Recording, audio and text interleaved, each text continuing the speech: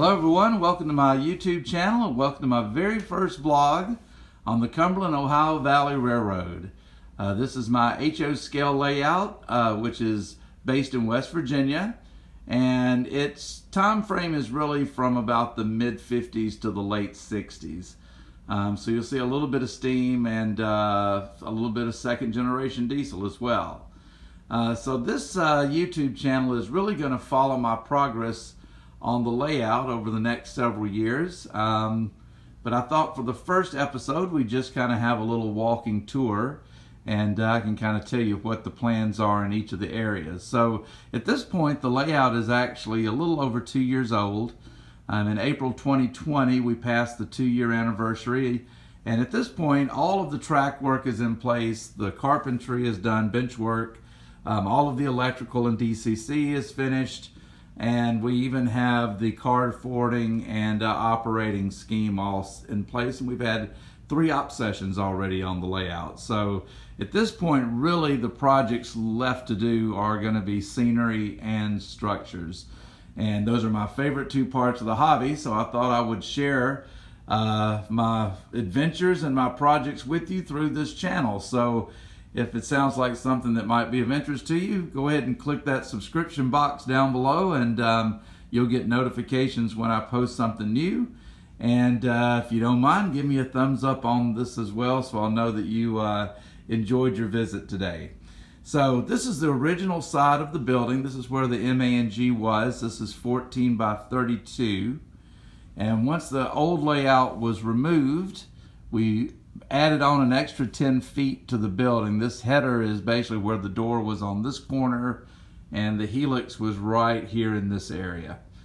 So we took this out, we put in a header, and we built out another 10 feet into this section. So now it's a 24 by 32 footprint. And one of the things I really wanted this time was at least a 4-foot aisle space throughout the building. In fact, a lot of them are 5 and 6 feet, but 4 was the absolute minimum.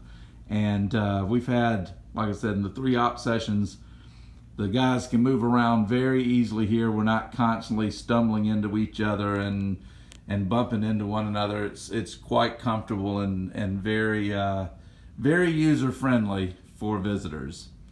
So I think we'll start today at the very east end of the layout, and that's in the fictional town of Stanton, West Virginia.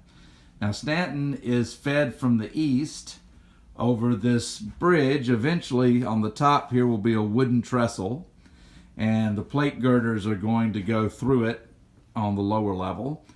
And trains entering Stanton come from Richmond, and Richmond, all of this will be hidden.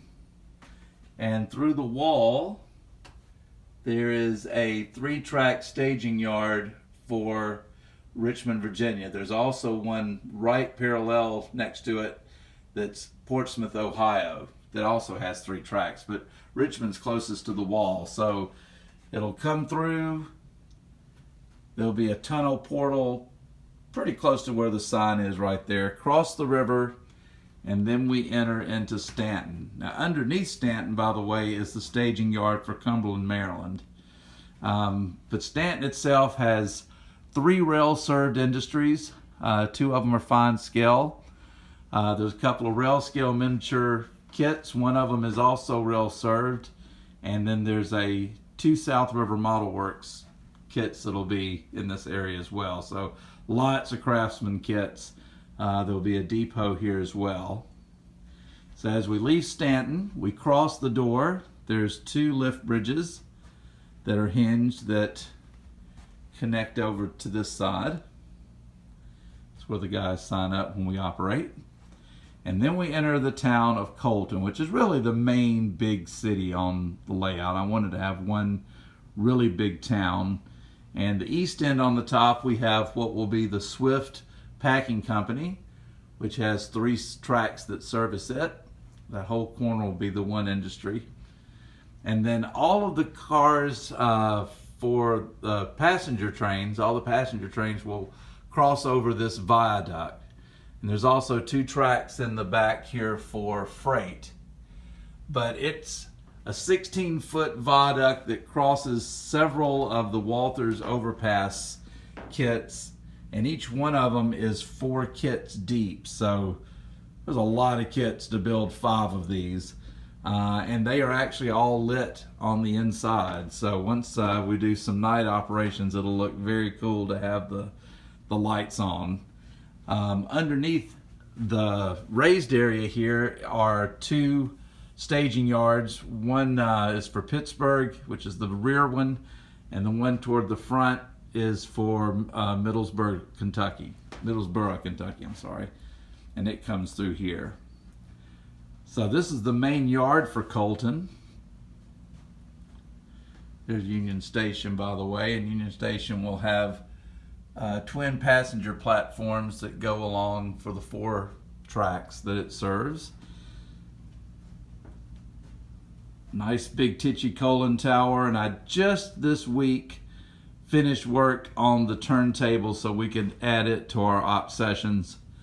It'll have a 14 stall roundhouse, and the roundhouse, and I did this on my other layout and I was really happy with how it turned out, so I wanted to do it again, is cut along the front, truncated, so you'll be able to actually see through the roundhouse out toward the turntable and get some really nice photographs with that. But lots of, this is sort of the older side of town, so there'll be a lot of Foscale Craftsman kits, more big, more modern buildings on the other end of town that are more plastic, but these will be more of the kind of clapboard siding Foss kits. And on this end is the other big industry, a little more of a modern industry, is Blue Star Plastics. And this is made from several Walthers kits put together. That'll be another project. And as we leave Colton, we enter the town of Collins. And on the top, you're going to cross a very, very large bridge made of 8 Pratt truss bridges along the top. And on the bottom, you also cross on bridges, twin bascules with a lot of plate girder bridges. And there is a vertical lift bridge for the road. We'll go around there in just a second. But first, while I'm here, let me show you this shot. This is one of the 2 peninsulas that are in Collins. This one is the West Virginia cement plant, which is pretty much all Walthers components. But this one has 5 tracks that serve it. It hugs the banks of the Little Kanawha River, which the prototype is a tributary of the Ohio River that's near Parkersburg, West Virginia. But there'll be a crane and a barge there that's loading limestone, offloading limestone, I should say, for the cement plant. Everything else is brought in by rail. But switching this out in an op session can easily take 30 or 40 minutes because there's so many different types of cars that have to be spotted at specific places. And here is the main crossing of the river. The bascule bridges will operate when they're done. One of them does already, but I haven't quite finished the second one. But once this scene is done, this should be a very, very photogenic area of the layout for sure. And then the other peninsula, which is the west bank of the river, is the Mountain State Paper Mill. Once again, pretty much all Walthers kits. There's a few other things in there, but they're primarily Walthers. There will be a rotary dump for the wood chip cars that'll go up a conveyor, and then this will be a huge pile of wood chips, and I cut the fascia for the contour so that it's also sort of cut off to imply that there's a much larger facility beyond the edge of the bench work. But again, at least about 30 minutes or so to switch this industry as well during op sessions. So Collins is a busy place. Lots of challenges for the switch crews that come through Collins and have work to do there. So as we leave Collins, we enter the town of Haggard, West Virginia. Haggard is also a small town. This one has 3 rail-served industries. There'll be a marble monument company. This is a bar mills kit. The depot will be fine scale. Spencer Box is a South River Model Works, and the Gordon Brazier Company is a Foss kit. It's one of my favorites. I'm looking forward to building it. And behind, completely hidden, are the 2 staging yards we saw earlier. The one in the back is for Richmond, and the one in the front is for Portsmouth, Ohio. And there's where they'll go through the wall on the other side.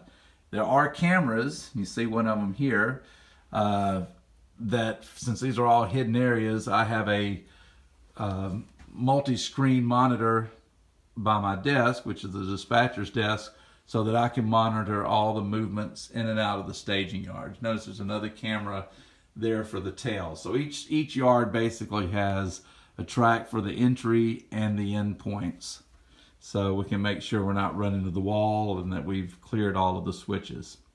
So leaving Haggard, we enter Latham, West Virginia. And Latham is the home to the Valentine Coal Company prep plant. And this is a kit bash of several Walthers coal mines. There's also going to be a truck dump that's connected to it. And in the foreground will be lots and lots of company houses. We also clean and sort mine run coal. So this is a dump house for coal that's coming in, and it'll be connected by conveyors to the main plant there. But it's a very busy place during op sessions. We actually have 2 turns that service the coal mine. All right, we leave Latham and we'll go around the original wall here. The separating wall is the original exterior wall, and walk around here and I'll show you what we're talking about. This is gonna be a very large curved trestle, wooden trestle, a big gorge canyon type of look. Not scenery all the way to the floor, but pretty close. And this is one of the projects that I'm really looking forward to. But then we end up at our furthest west point on the layout, and that is Graves, West Virginia. And I wanted to save this for last because this is actually going to be my starting point for scenery and for structures. In fact, I've already started on one down at the other end. The first part is the Tubbins paper lumber mill. And the lumber mill is sort of a combination of some kits from Walthers, from Pike Stuff. A couple other things will be brought in to add to the scene. But this one also has 3 tracks. A lot of my industries, I love industries that are serviced by more than just one rail or one type of car. So the bigger the better is sort of my motto as far as industries go. But this one will have a shed for picking up lumber, for loading lumber, wood chip loader, and a place for logs to be brought in and offset. You can see I've already done some backdrop work. This is not up permanently yet, but it will be within a couple of days. And you can already see some of the work I've done with adding some depth to the backdrop with some stacked log images and things. And I'll describe this a little bit more when we actually start working on this project in the vlog, but just to give you a little preview. But Boy, I tell you, backdrops really add a lot of depth to a scene. In the foreground here, this is the only track I haven't done yet, and that's because I'm going to probably build this structure on a separate base and put it in place. But in here is going to be, boy, this is one of my favorite kits. This is a South River Model Works kit, and it's going to sit right in this area. It'll come off of this spur right here. But I've got to really fix the diorama itself, and then that'll support the track. So this one's the only thing that's not quite in service yet. So the engraves is this huge curved trestle, and it's completely finished. It's ready for the scenery to go around it. There will be water around the footings. This is an extension of the Little Kanawha River. The prototype river just sort of meanders through really the northwestern corner of West Virginia. So just as on the prototype, the river meanders through this layout as well and shows up in different places. So this will actually go out into the water, and pretty much where the backdrop ends, the physical 3D scenery will start to go up and create a hillside, mountainside for the Valentine Coal Tipple number 2.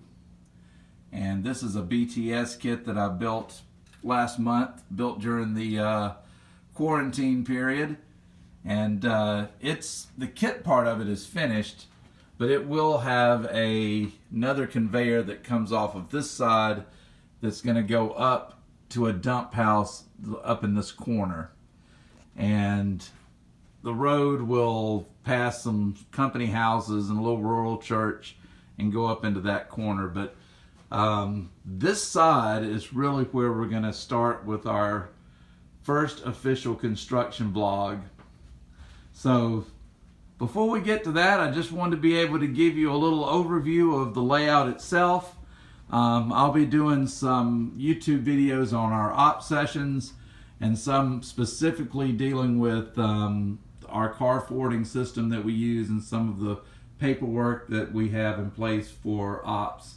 And then we'll have the construction ones as well. So again, I hope you'll subscribe to my channel. I hope you'll give me a thumbs up if you enjoyed this video. And we hope you enjoyed the tour, and look forward to seeing you on the next episode.